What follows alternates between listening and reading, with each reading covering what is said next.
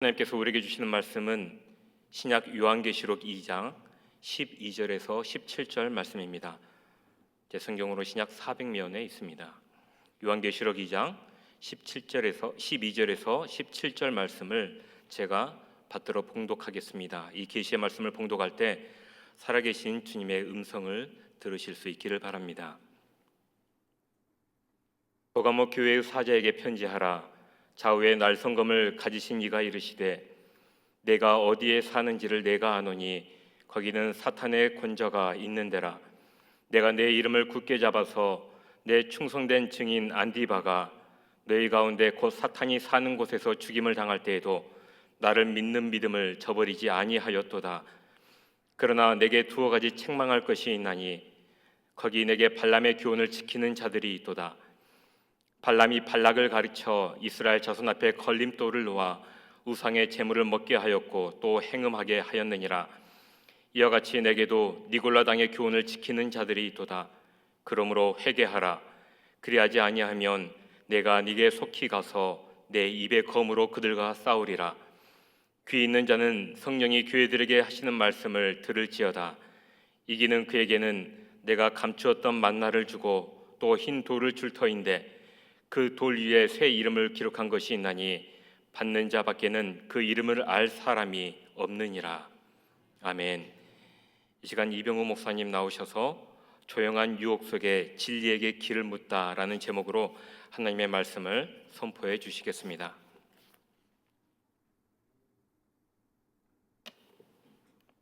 기도하겠습니다. 하나님 아버지, 민주의 거룩한 명절을 행복한 가운데 지나게 하시고 이 시간 주님의 품으로 돌아왔습니다. 주의 말씀을 겸허하게 기다립니다. 귀한 자리 부족한 종을 세우셨사오니 성령께서 임하셔서 말씀하여 주옵소서. 행여나 사람의 말은 가리워 주시고 오직 하나님의 음성만이 들려지게 하여 주옵소서. 예수님의 이름으로 기도하옵나이다. 아멘. 할렐루야. 이 아침에도 주의 은혜가 우리 가운데 함께 하실 줄로 믿습니다. 요한계시록은 초대교회가 많은 핍박과 고통을 겪었을 때 하나님께서 요한을 통해서 그들에게 희망과 용기와 격려를 주시기 위해서 주신 말씀이 요한계시록입니다. 그 가운데 요한계시록 2장으로부터 시작되는 당시 교회에 대한 권면의 말씀을 살펴보면서 교회란 무엇인가를 같이 말씀을 나누고 있습니다. 첫 시간에 우리는 에베소 교회를 살펴보면서 교회를 뛰게 하는 심장, 엔진과 같은 것이 무엇일까? 그것은 사랑이란 말씀을 나누었습니다. 그런데 그 엔진에 또 엔진을 돌아가게 하는 에너지는 뭘까? 우리는 여기 서문학교회를 통해서 그것은 믿음이다 하는 말씀을 같이 나누었습니다. 만약에 교회가 그 사랑의 펌핑과 예수님의 심장이 뛰고 있지 않으면, 사랑의 심장이 뛰고 있지 않으면 그 교회는 죽은 교회예요. 우리 성안교회는 지금 예수 그리스도의 심장, 즉 사랑이 펌핑되고 있습니까? 그렇지 않으면 죽은 교회예요. 또 그 심장이 뛰도록 하는 믿음이 성안교회에는 충만합니까?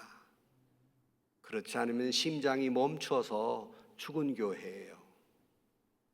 문제는 이 심장이 뛰고 있고 믿음의 에너지가 계속 공급되고 있는데 중요한 것은 그 엔진과 그 좋은 에너지가 있더라 하더라도 방향을 잃어버리면 아무 소용이 없는 겁니다.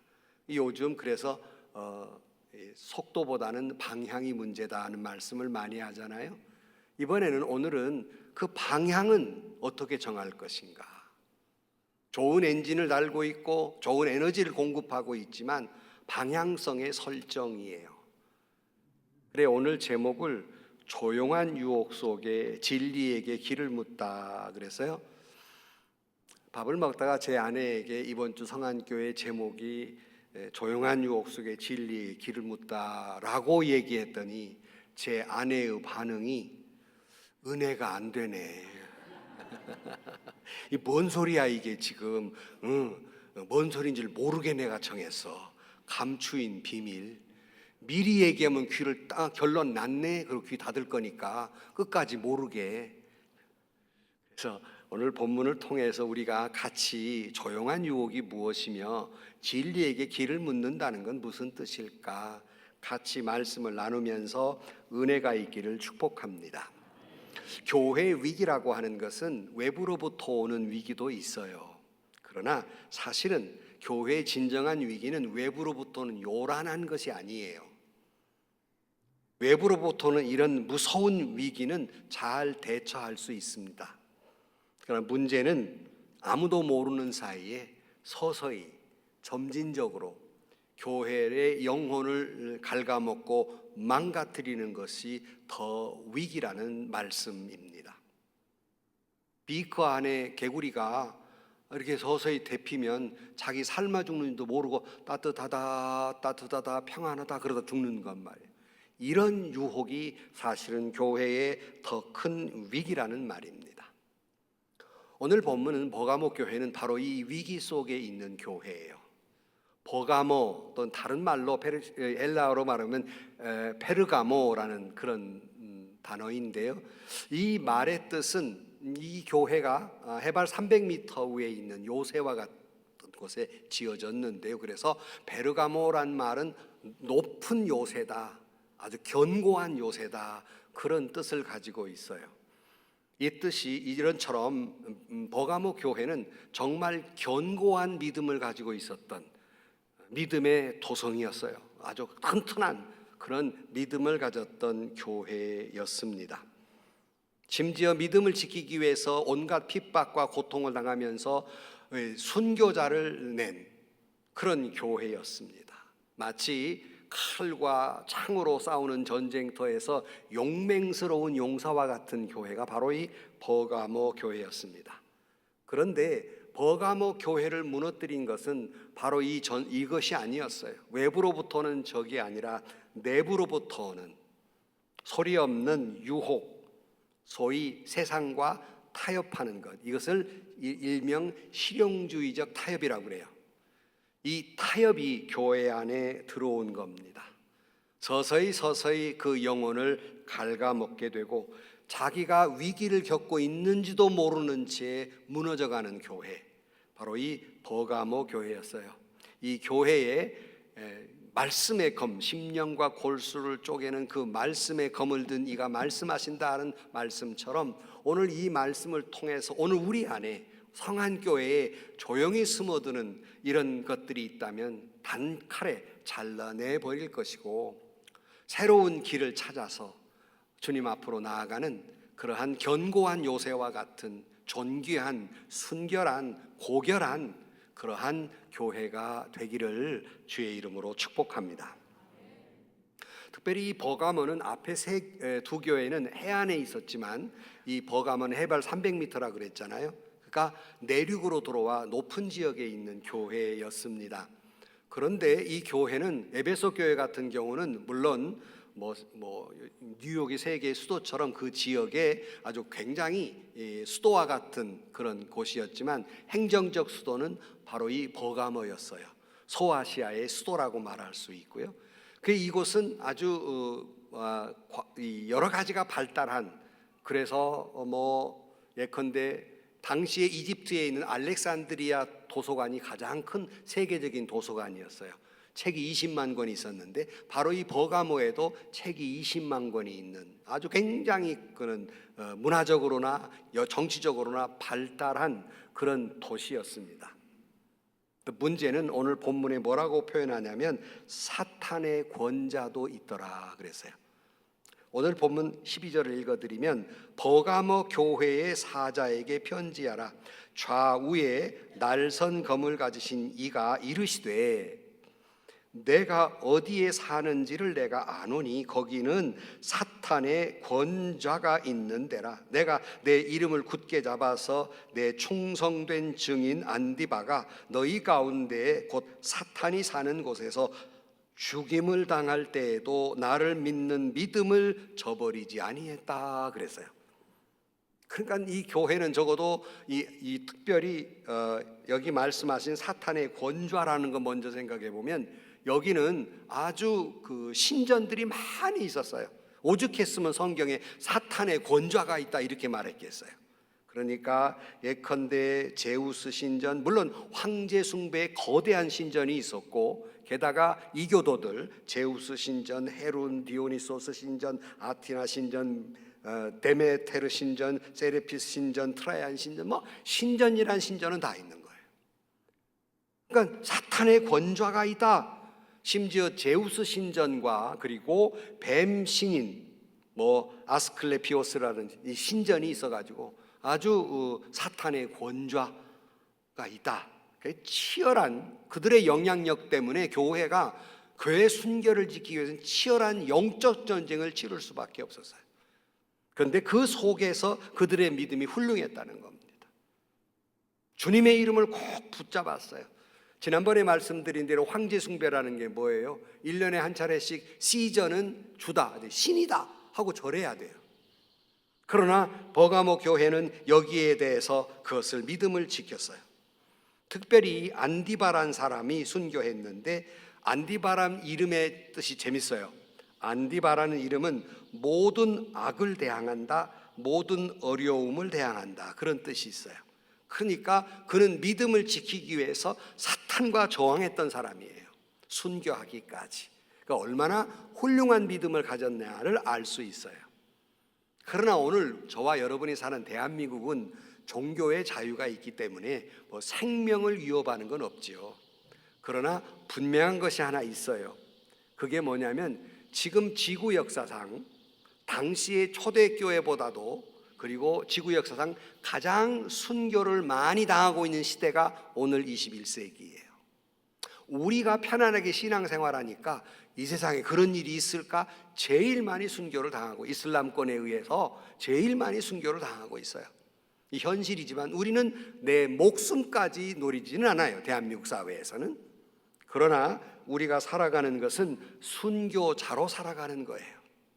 그래서 호라스만이라는 분이 이런 말을 했어요. 순교로 죽는 것보다 순교자로 사는 게 더 어렵다 하는 말이에요. 물론 순교하는 거 참 어렵죠.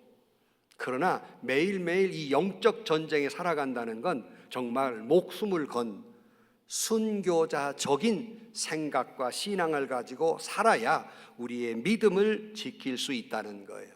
여러분 잘 아는 주기철 목사님이 일사각오로 순교하기까지 신앙을 지킨 것처럼 정말 우리가 믿음을 지킨다고 하는 것은 죽을 각오를 해야만 우리의 신앙을 지킬 수 있습니다. 그래서 클레멘트라는 사람이 이렇게 말했습니다. 그리스도인이란 말과 행동에서 밤낮 가릴 것 없이 어디서든지 순교자다. 뿐만 아니라 오리게네스는 말과 행위로 그리고 어떠한 방법으로든지 진리를 증거한 사람은 순교자라 부를 수 있다. 그러니까 우리가 예수 믿는 신앙인으로 산다는 건 순교자로 산다는 거예요. 로마서에 있는 대로 사도 바울이 산 제물이 되라고 말하는 것처럼 우리는 살아있는 제물, 살아있는 순교자로 살아가야 한다는 말씀입니다. 이것이 참 쉽지 않습니다. 그러나 주님은 마태복음 16장 24절 말씀에 이에 예수께서 제자들에게 이르시되 누구든지 나를 따라오려거든 자기를 부인하고 자기 십자가를 지고 나를 따를 것이니 누구든지 제 목숨을 구원하고자 하면 잃을 것이요 누구든지 나를 위하여 제 목숨을 잃으면 찾으리라 그랬어요.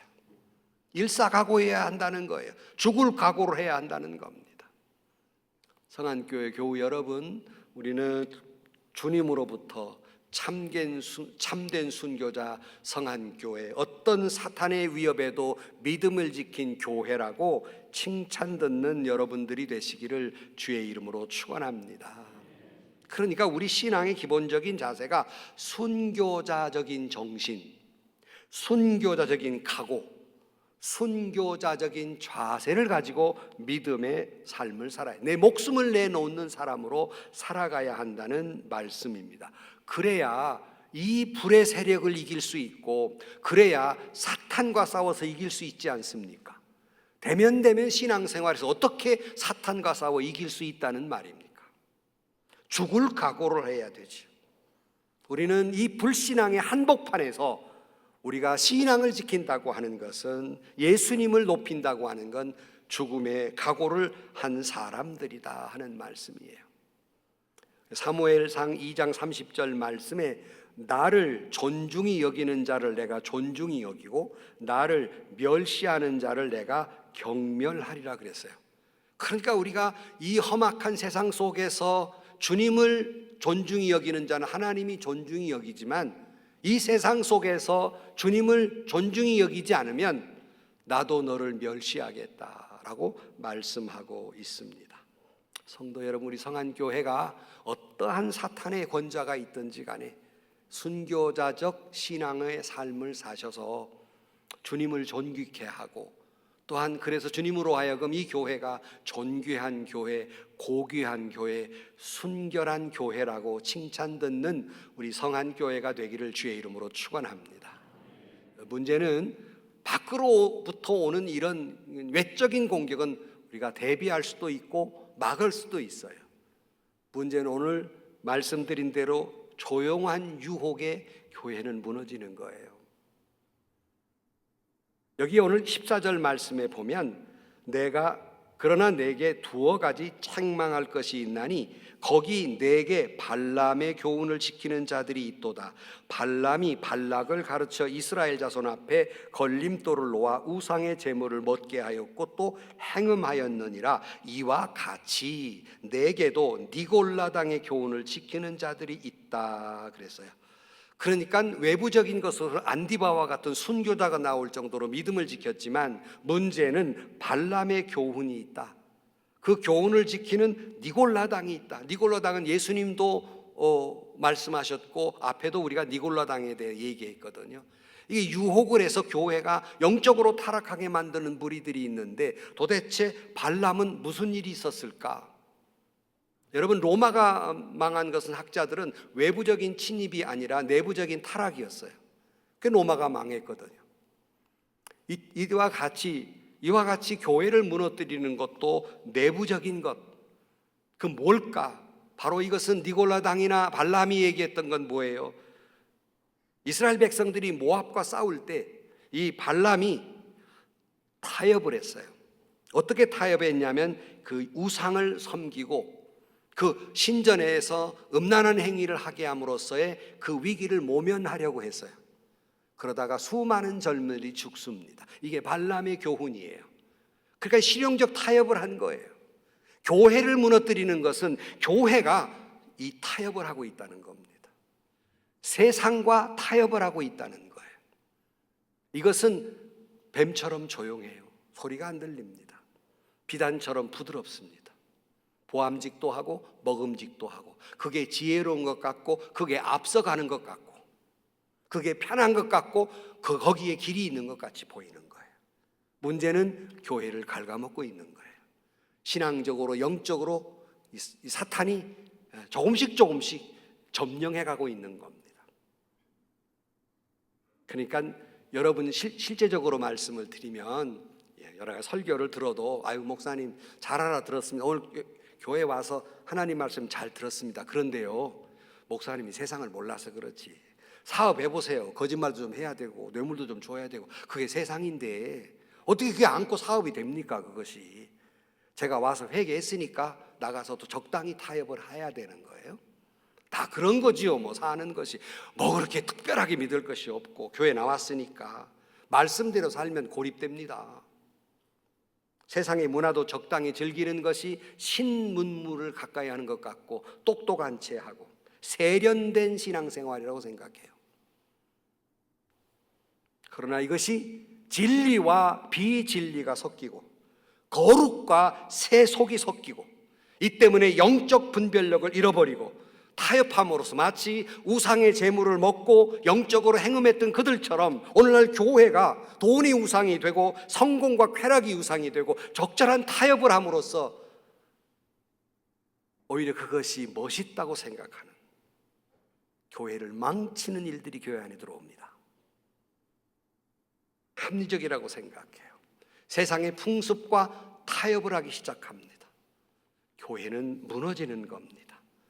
남들이 다 하는데 그 정도 유별나게 그럴 필요가 있나? 이 정도는 괜찮겠지. 한 번뿐인데 어쩌다 한 번 하는 거야. 괜찮겠지라고 우리를 유혹합니다. 그러나 여러분, 한 번이 두 번이 되고요, 두 번이 세 번이 되고요, 나중에는 죄책감마저도 없습니다. 무감각하게 되고 그냥 당연한 것으로 받아들이기 시작합니다. 유명한 문호 셰익스피어가 베니스 상인에서 그가 이렇게 말합니다. 악마도 의젓하게 성경을 인용하여 자기의 목적을 성취할 줄 안다. 악마도 성경 말씀 거들먹거리면서 지 목적을 성취해요. 교회 안에서 어느 시대보다도 세상과 타협하지 않는 신앙이 필요한 시대입니다. 기독교 초기 교부 아타나시우스는 이렇게 말합니다. 온 세상이 나를 반대하는가? 나도 온 세상을 반대하노라. 여러분, 내가 내 믿음을 지키기 위해 갔더니 온 세상이 나를 반대해요. 그러는가? 나도 너희를 반대하노라 하는 당당한 믿음, 신앙의 절개가 요즘 절실히 필요한 시대이고, 그런 자를 찾아보기가 너무나 힘든 시대에 살고 있는 거예요. 오늘날 교회 안에 그런 신앙을 찾아보기 어렵다는 것은 교회가 세상과 타협하고 있다는 거예요. 교회의 신앙의 위대성에 대해서 여러분 잘 아는 그 악마와 같은 히틀러가 이런 말을 했어요. 기독교의 위대성은 그것이 그것과 비슷한 역사상의 철학적인 견해와 타협한 것이 아니라 기독교의 가르침만 철저히 따랐다는 것이다. 악마와 같은 히틀러도 기독교의 위대성은 신앙의 절개를 지킨 거란 말이에요. 주님은 이 문제에 대해서 단호합니다. 오늘 16절 말씀에 뭐라고 했냐면, 그러므로 회개하라. 그리하지 아니하면 내가 내게 속히 가서 내 입의 검으로 그들과 싸우리라. 만약에 회개하지 않으면, 이 세상과 타협한 것을 회개하지 않으면 주께서 말씀의 검을 가지고 싸우시겠다 말씀합니다. 얼마나 불행한 일이고 비극입니까?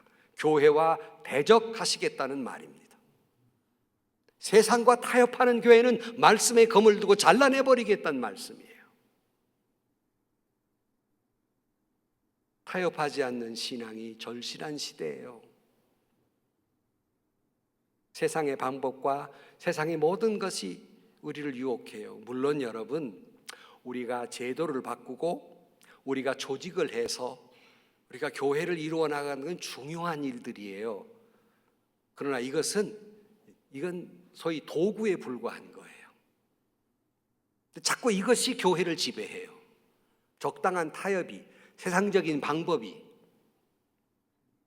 한 번은 믿음이 좋은 젊은 청년이 처음 회사를 들어갔어요.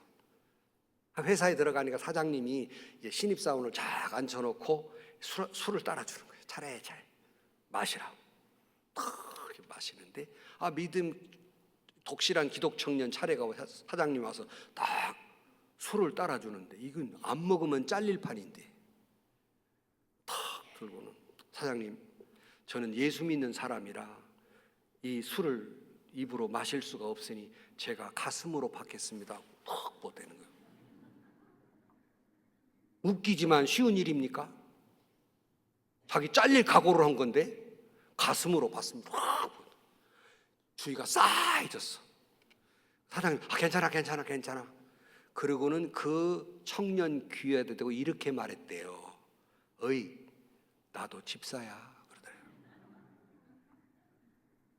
참, 정말 여러분이 세상을 살면서 믿음의 절개를 지킨다는 게 얼마나 힘들어요. 그러나 여러분, 세상과 타협하지 않는 그런 신앙을 갖는 여러분들이 되시기를 축복합니다. 이것은 우리도 모르게 슬며시 들어와요. 지금 교회 안에 많이 들어와 있어요. 세상적인 방법이 들어와요. 뱀처럼 소리도 없어요. 비단처럼 부드럽기까지 해요. 보암직도 하고 먹음직스럽고 지혜롭게 되는 것 같고 신신학적인 얘기 같아요. 멋있어 보여요. 영혼을 죽이는 겁니다. 여호수아 1장 7절 말씀에 오직 강하고 극히 담대하여 나의 종 모세가 내게 명령한 그 율법을 다 지켜 행하고 우로나 좌로나 치우치지 말라. 그리하면 어디로 가든지 형통하리니 그랬어요. 오늘 또 우리 교회 안에 조용히 스며드는 세상적인 문물과 세상적인 가치관과 그 방법을 우리는 거기에 유혹에 넘어가지 말고 오직 하나님이 말씀하신 대로 신앙의 정절을 지키는 여러분들이 되시기를 주의 이름으로 축복합니다. 문제는 그러면 어떻게 이걸 이겨낼 수 있냐는 거예요. 여러분 어떻게, 전 늘 말씀드리지만 예수 믿는 분들만 만나니까 유혹받을 일이 없어요. 그런 면에서.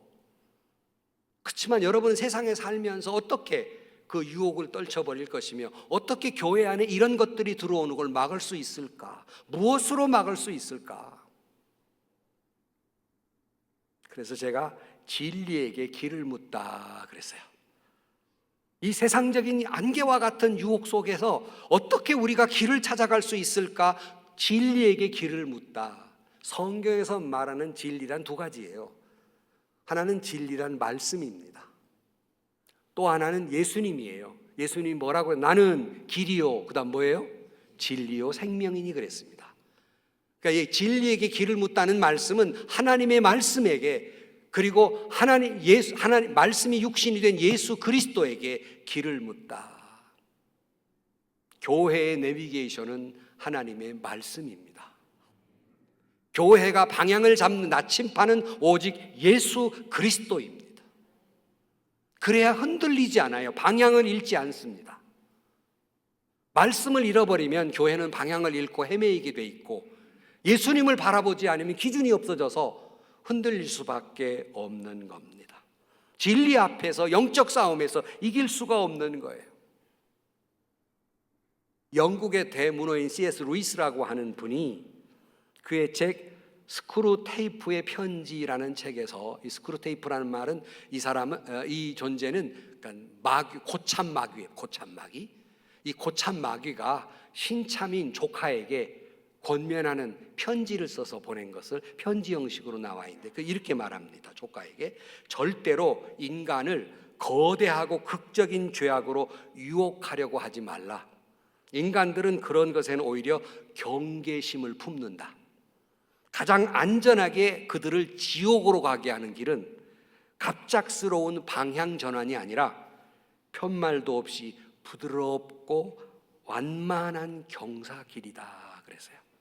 여러분, 완만한 경사길로 가다 보면 이게 지금 내려가는 건지 올라가는 건지 모를 정도의 완만한 경사길로 유혹하라는 거예요. 진리와 비진리가 섞여 있는 겁니다. 거룩과 세속이 섞여 있는 거. 이게 섞여 있는지도 모르는 거예요. 때로는 경치가 좋아 보이기도 하고 때로는 그것이 넓은 길처럼 보입니다. 낭떠러지 같으면 무서워 도망가지만 낭떠러지인 것 같이 보이지도 않는 거예요. 지옥으로 가는 길로 보이지 않아요. 너무 멋있어 보여요. 아름답게 보여요. 지혜롭게 보여요. 남들이 다 하는 건데 이 정도는 괜찮겠지. 딴 교회도 그렇게 하던데요. 이게 뭐 작은 실수지 뭐 이게 큰 실수입니까? 목사님 말씀하셨는데요. 자, 알아들었습니다. 이거 조금 뒤로 미루고 지금 이 문제를 해결하는 거 그거 갖고 안 됩니다, 목사님. 잠깐 세상적인 방법을 교회에 들여오는 거예요. 요것만 넘기고요, 목사님. 죽는 겁니다. 세속과 세상이 섞여버리는 거예요. 부드럽고 완만한 타협이, 이 버가모 교회가 절벽은 피했지만 내부로부터 오는 완만한 지옥으로 가는 길로 떨어져 가는 겁니다. 가는 줄도 모르고 지금 위기에 있는 줄도 모르고 가고 있는 거예요. 방향을 잃어버린 겁니다. 주님 그 방향을 제시하는 거예요. 좌우에 날선검을 가진 이가 그것이 에베소 6장 17절 말씀에는 구원의 투구와 성령의 검 곧 말씀을 가지라 그랬어요. 오늘 기준이 사라진 시대에 우리 이 성안교회가 흔들리지 않고 세상 유혹에 넘어가지 않는 기준은 곧 여호와의 말씀입니다. 성경을 캐논이라고 말해요. 캐논이란 기준이라는 뜻이에요. 오늘 성안교회는 기준이 하나님의 말씀입니까? 세상의 제도입니까? 성안교회가 가는 방향을 세상적인 제도로 결정하십니까? 하나님의 말씀으로 결정하십니까? 여러분은 지금 어디로 가고 있습니까? 흑과 백, 좌우, 진위, 옳고 그름, 참과 거짓, 진짜와 가짜를 구분하는데 여러분은 말씀으로 구분하고 있습니까? 세상적인 방법으로 구분하고 있습니까? 교회의 절대 기준은 하나님의 말씀이요 오직 예수 그리스도입니다. 이것이 무너질 때 교회는 방향을 잃어버리는 거예요. 세상과 같아져 버리는 겁니다. 지옥으로 가는 걸 모르는 거예요. 교인들이 영혼이 망가지는 걸 모르는 거예요. 그러므로 여러분 다시 말씀드리지만 성안교회가 바른 길을 가는 것은 제도도 필요하고 또는 무슨 조직도 필요하고 다 필요한 거, 이게 필요 없다는 말씀은 결코 아닙니다. 그러나 최고의 기준, 최고의 법은 하나님의 말씀입니다. 여러분이 아무리 뭘 결정하더라도 하나님이 노 그러면 노예요.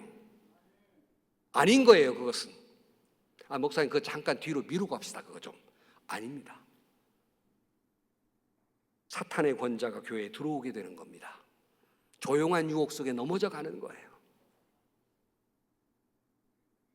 성안교회가 오직 하나님의 말씀이 규범이고 오직 하나님의 말씀이 최고의 법이며, 아니 대한민국의 헌법이 성경과 위배됐을 때 여러분은 어디의 법을 따르시겠습니까?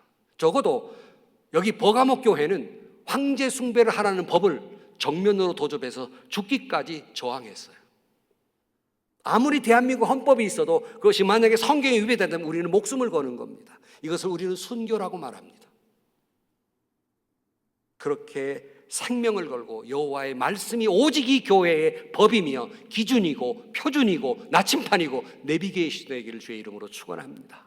오직 예수만이 오직 나의 갈 길을 가게 하실 때 그 길로만 따라가는 것, 이것이 우리의 기준이 되는 겁니다.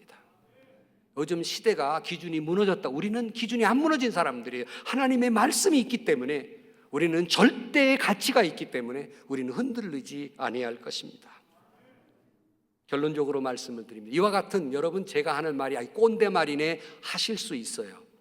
그러나 이와 같은 절대 신앙은 성안교회를 절대적으로 안정되게 할 것입니다. 세상적인 방법이 들어오는 순간 안정된 것 같지만 최고로 위기에 맞는 거예요. 버가목 교회의 성도들에게 주님은 이렇게 약속하고 있습니다. 17절 말씀입니다.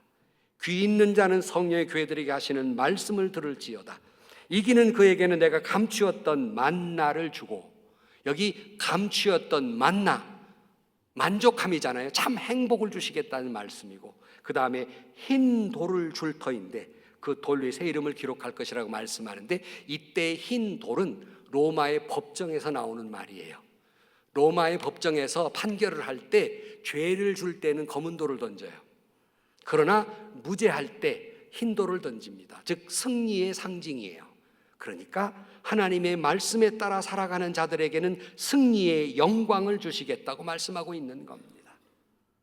성도 여러분, 세상은 우리 앞에 마치 잔치상처럼 화려합니다.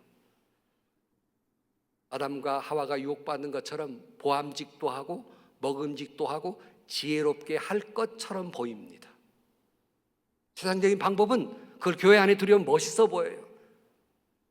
정말로 새롭게 가는 교회처럼 보입니다. 그러나 죽습니다. 서서히 망가져가는 겁니다.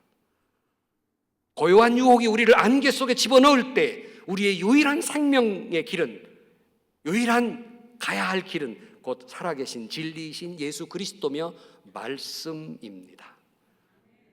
성안교회가 앞으로 갈 방향성이 흐려질 때, 어떻게 해야 될지, 어디로 가야 할지 흐려질 때 우리는 멈추어 서야 됩니다. 방향을 잃으면 멈춰 서야 되지요. 그리고 말씀으로 돌아가고 예수님으로 돌아가서 예수라면 어떻게 하셨을까? 성경에는 뭐라고 말씀하셨을까로 돌아가야 하는 거예요. 거기에 방향이 있고 갈 길이 있는 겁니다. 누가 뭐라고 해도, 천하 없는 사람이 얘기해도 말씀으로 돌아가셔야 됩니다. 우리는 그리고 기도해야 됩니다. 하나님, 오늘 우리의 현실을 아시지 않습니까? 우리 교회의 현실을 아시지 않습니까? 우리가 어떻게 가야 할지 보여주옵소서. 갈 길을 잃어버렸습니다. 우리의 그동안의 안일함과 이 타협함을 베어주시고 헛된 세상의 방식을 베어주시고 오직 하나님의 말씀의 길로만 걸어가는 성안교회가 되게 하여 주옵소서. 오직 예수만 바라보고 가는 성안교회가 되게 해 주옵소서. 그렇게 방향을 잡고 나가야 한다는 말씀입니다. 오늘 또 우리 남은 여생도 저와 여러분이 매일매일의 삶이 오직 고요하게 우리를 유혹하는 이 사탄의 유혹에 넘어가지 마시고 말씀만 붙들고 예수만 붙들고 나아감으로 말미암아 참 행복과 종래에는 흰돌 승리의 면류관을 받는 우리 성안교회와 여러분 모두가 되시기를 주의 이름으로 간절히 축원합니다. 기도하십시다. 하나님, 사탄의 유혹은 뱀처럼 조용하고 비단처럼 부드러워서 비크 안의 개구리처럼 우리를 망치는지도 모르게 스스로 망가져가고 있는 세상의 모습을 보고 한국교회를 봅니다. 절대 진리이신 오직 말씀만이, 오직 예수님만이 우리의 길이요 진리요 생명인 줄로 믿습니다. 성안교회가 그런 유혹을 넘어서서 오직 진리로만 걸어가는, 그리하여 감추었던 주님의 만나를 먹게 하시고 그리하여 승리의 멸관을 얻는 우리 성안교회가 되게 하여 주옵소서. 예수님의 이름으로 기도하옵나이다. 아멘.